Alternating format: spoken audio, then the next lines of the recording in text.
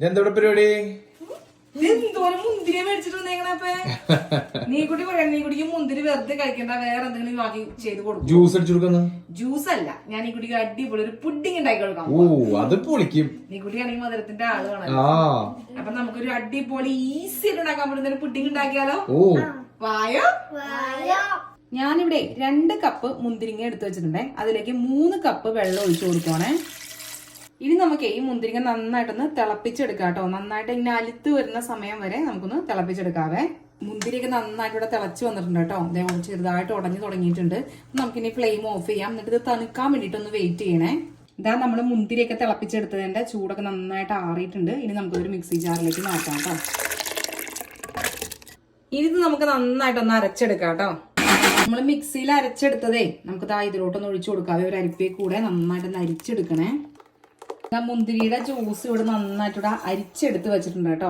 അതിലേക്ക് ഞാൻ 1/4 cup cornflour ചേർത്ത് കൊടുക്കുവാണേ. ഇനി ഇതെല്ലാം നമുക്ക് നന്നായിട്ടൊന്ന് മിക്സ് ചെയ്തെടുക്കാവേ. കരികളൊന്നും ഉണ്ടാവാൻ പാടില്ല കേട്ടോ. അതുപോലെ നന്നായിട്ട് തന്നെ മിക്സ് ചെയ്തെടുക്കാം. ഇനി നമുക്കിതേ വേറൊരു പാനിലേക്ക് മാറ്റാവേ. 1/2 കപ്പ് പഞ്ചസാര ഇട്ട് കൊടുക്കണം കേട്ടോ. ഇത് നമുക്ക് നന്നായിട്ടൊന്ന് മിക്സ് ചെയ്യാവേ. എന്നിട്ട് ഇങ്ങനെ ഇടവിടാതെ തന്നെ ഇതിങ്ങനെ ഇളക്കി കൊടുത്തോണ്ടേ ഇരിക്കണേ. തീ എപ്പോഴും ലോ ഫ്ലെയിമിൽ വെക്കാൻ പാടുള്ളൂ കേട്ടോ. നിങ്ങളുടെ മധുരത്തിനനുസരിച്ച് ഇനി പഞ്ചസാര വേണമെങ്കിൽ കൂട്ടുകയോ കുറയ്ക്കുകയോ ചെയ്യാം കേട്ടോ. നമ്മുടെ സംഭവം ഇവിടെ ഏകദേശം ഒക്കെ റെഡിയായി വരുന്നുണ്ട് കേട്ടോ. ഇത് കണ്ടു, ഇതിന്റെ ഒരു കൺസിസ്റ്റൻസി എന്ന് പറയുന്നത് ഇതുപോലെയാണ്. ഈ ഒരു പരിവായി കഴിഞ്ഞ് കഴിയുമ്പോൾ നമുക്ക് ഫ്ലെയിം ഓഫ് ചെയ്യാം കേട്ടോ. നമ്മുടെ പുഡിങ് സെറ്റ് ചെയ്യാൻ വേണ്ടിയിട്ടേ ഞാൻ ഇതുപോലെ ചില്ലിന്റെ കുറച്ച് ബോൾസ് എടുത്ത് വെച്ചിട്ടുണ്ട് കേട്ടോ.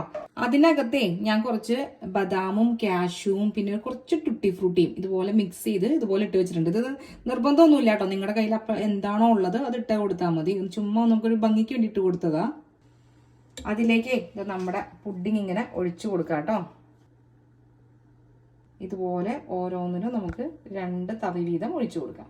ഇനി ഇതിന്റെ ചൂടാറി കഴിയുമ്പോൾ നമുക്ക് ഫ്രിഡ്ജിലേക്ക് എടുത്ത് വെക്കണേ. എന്നിട്ട് നല്ല തണുപ്പിച്ച് ഒരു 2 മണിക്കൂറെങ്കിലും നിങ്ങളിത് ഫ്രിഡ്ജിൽ വെക്കണേ.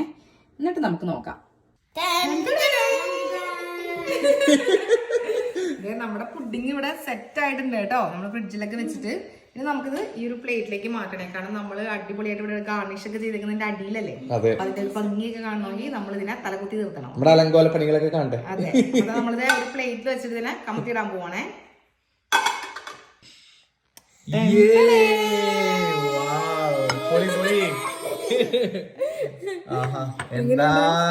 നല്ല ലുക്കല്ലേ? ഇത്ര നല്ല സൂപ്പർ ആയിട്ട് ഇങ്ങനെ ഇരിക്കണേ. നോക്കിക്കേ, 2 പേരും ടേസ്റ്റ് ചെയ്ത് സാക്കി കൂടി ടേസ്റ്റ് ചെയ്യും. നീ കൂടെ ടേസ്റ്റ് ചെയ്യേ.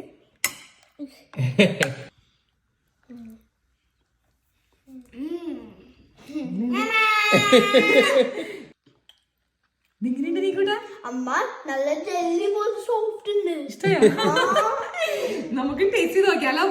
കണ്ടിട്ട് തന്നെ കൊതി വരുന്നുണ്ട് കേട്ടാ. ഞാൻ അപ്പയ്ക്ക് തരാതെ. അപ്പൊ ടേസ്റ്റ് ചെയ്ത് നോക്കി. ഞാൻ ടേസ്റ്റ് നോക്കാം. മുന്തിരി പുഡിങ്.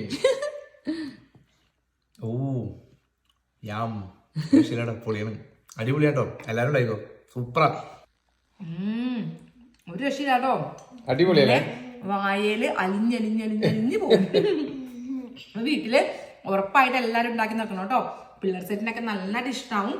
നല്ല വിരുന്നുകാരൊക്കെ വരുന്ന സമയത്ത് എളുപ്പം ഉണ്ടാക്കാൻ പറ്റുന്ന ഒരു പുഡിങ് അല്ലേ. രാവിലെ വരുന്നുണ്ടെന്ന് പറഞ്ഞു കഴിഞ്ഞാൽ അവർ വരുമ്പോഴത്തേക്കും സംഭവം റെഡി ആയിട്ടുണ്ടാവും. അപ്പൊ എല്ലാവർക്കും വീഡിയോ ഇഷ്ടമായെന്ന് വിചാരിക്കുന്നു. ഇഷ്ടപ്പെട്ട് കഴിഞ്ഞാൽ ലൈക്ക് ചെയ്യാനും ഷെയർ ചെയ്യാനും കമന്റ് ചെയ്യാനും ഒന്നും മറക്കല്ലേ. എല്ലാവർക്കും നല്ലൊരു ദിവസം ആശംസിക്കുന്നു. Have A good day. Bye bye.